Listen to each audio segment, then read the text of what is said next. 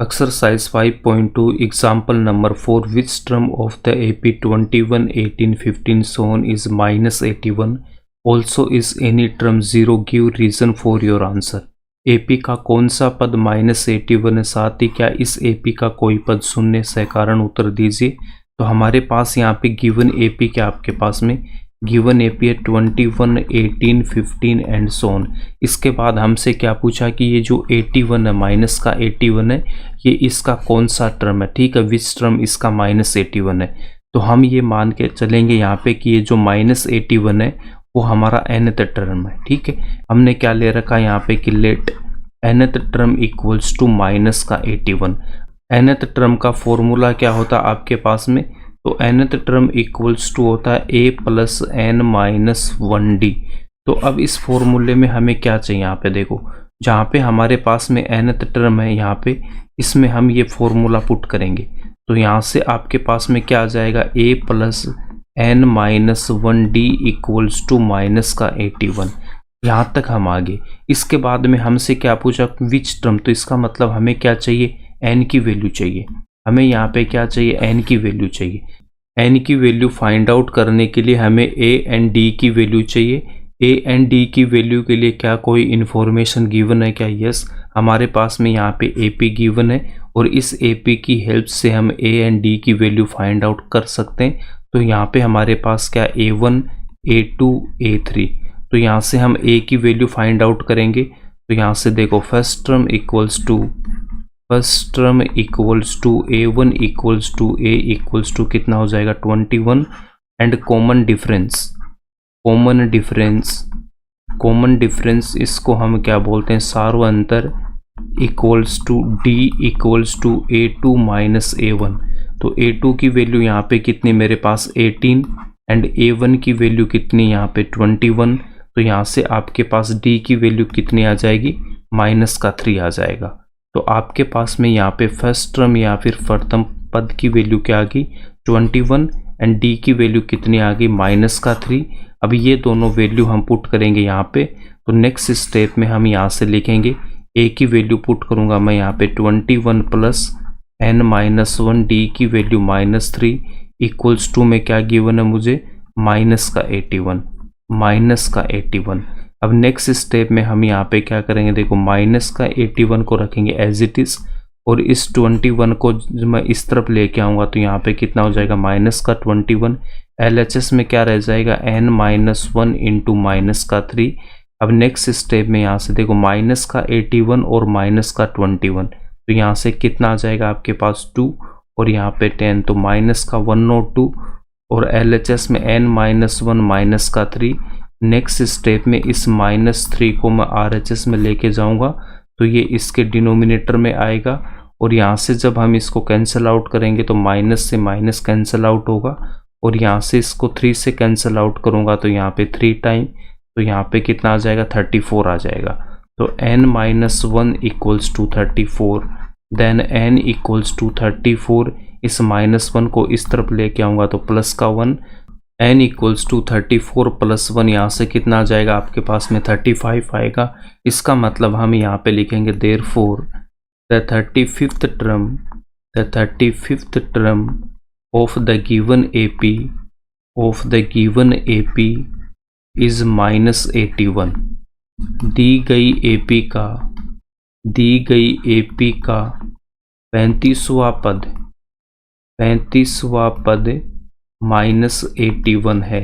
तो यहाँ पे आपका फर्स्ट पार्ट यहाँ पे कंप्लीट हो गया कि आपसे पूछा था कि माइनस 81 है ये कौन सा इसका टर्म है, तो जो माइनस 81 है वो 35th इसका टर्म हो जाएगा। इसके बाद यहाँ पे गिवन है इज एनी टर्म 0, इसका मतलब यहाँ पे क्या है कि इसकी कोई टर्म 0 है क्या, तो हम यहाँ पे nth टर्म को 0 लेके चलेंगे। हम यहाँ पे बोलेंगे कि जो nth टर्म है वो इसकी 0 है। an equals to 0 and an का फॉर्मूला क्या होता है a plus n minus 1d। तो इसकी वैल्यू हम यहाँ पे पुट करेंगे a plus n minus 1d equals to 0। हमें यहाँ पे n की वैल्यू चाहिए, ठीक है।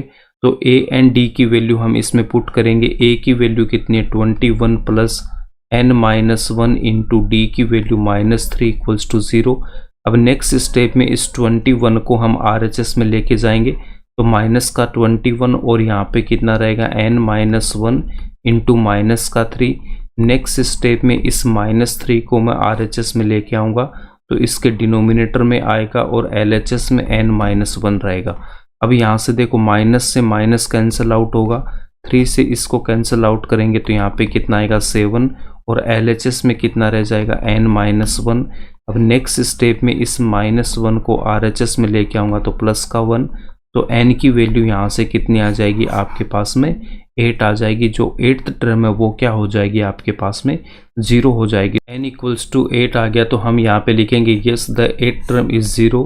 हाँ, इसका 8वां पद है वो क्या हो जाएगा 0 हो जाएगा और यही इसका आंसर हो जाएगा और यही इसका रीजन है। ठीक है, तो यहीं पे एग्जाम्पल नंबर 4 कंप्लीट हो। Example number 5, determine the AP whose 3rd term is 5 and 7th term is 9। AP ज्ञात कीजिए जिसका तीसरा पद 5 एंड 7th पद 9 है। तो 3rd टर्म इज 5, इसका मतलब क्या हो जाएगा A3 equals to 5। 7th term is 9, इसका मतलब होगा आपके पास A7 इक्वल्स टू 9 और हमें यहाँ पे AP फाइंड आउट करना है। तो गिवन इन्फॉर्मेशन क्या हमारे पास में, गिवन इन्फॉर्मेशन है कि A3 equals to 5 and A7 equals to 9 और हमें यहाँ पे फाइंड आउट क्या करना है, हमें AP की वैल्यू फाइंड आउट करना है।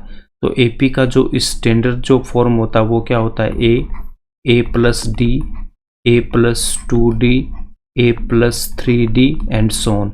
इसका मतलब यहाँ पे अगर मुझे A की वैल्यू मिल जाए और मुझे अगर D की वैल्यू मिल जाए तो मैं इस AP का फॉर्मेशन कर सकता हूँ।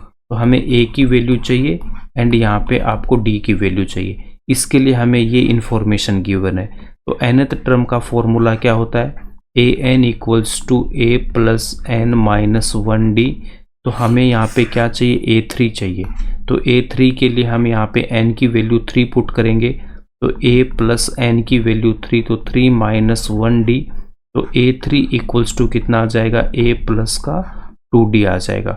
और A7 की वैल्यू के लिए यहाँ से क्या हो जाएगा, देखो A7 equals to A plus 7-1D, then A7 equals to A plus का 6D हो जाएगा।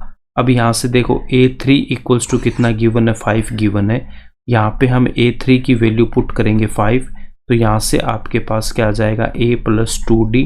इसको रीअरेंज करेंगे तो A plus 2D equals to कितना आएगा 5, इसको हम बोलेंगे इक्वेशन नंबर 1। अब यहाँ पे हम A7 की वैल्यू पुट करेंगे, A7 की वैल्यू कितनी है 9, तो A7 की वैल्यू पुट करेंगे 9 इक्वल्स टू A प्लस का 6D। इसको रीअरेंज करेंगे तो A प्लस का 6D इक्वल्स टू 9, ये हो जाएगी आपके पास इक्वेशन नंबर 2। अब हम यहाँ पे इक्वेशन नंबर 2 में से इक्वेशन नंबर 1 को सब्ट्रैक्ट करेंगे, तो इक्वेशन नंबर 2 क्या A प्लस का 6D equals to 9 and equation number 1 A plus 2D equals to 5। यहाँ से हमें A एंड B की वैल्यू फाइंड आउट करनी है, तो हम यहाँ से इक्वेशन नंबर 2 में से इक्वेशन नंबर 1 को सब्ट्रैक्ट करेंगे, तो इनके साइन चेंज हो जाएंगे। यहाँ पे प्लस है तो माइनस, प्लस है तो माइनस, प्लस का A माइनस के A से कैंसिल आउट हो जाएगा, तो यहाँ पे क्या रह जाएगा आपके पास में प्लस का 6D और माइनस का 2D इक्वल्स टू RHS में 9 और माइनस का 5। तो 6D माइनस 2D यहाँ से कितना आएगा 4D इक्वल्स टू 9 माइनस 5, यहाँ से कितना 4, तो D की वैल्यू यहाँ से कितनी आ जाएगी D equals to 4/4 equals to 1। तो D की वैल्यू कितनी आ गई हमारे पास में 1 आ गई, और D इक्वल्स टू 1 हम पुट करेंगे इक्वेशन नंबर 1 में, या फिर आप 2 में भी इसको पुट कर सकते हो।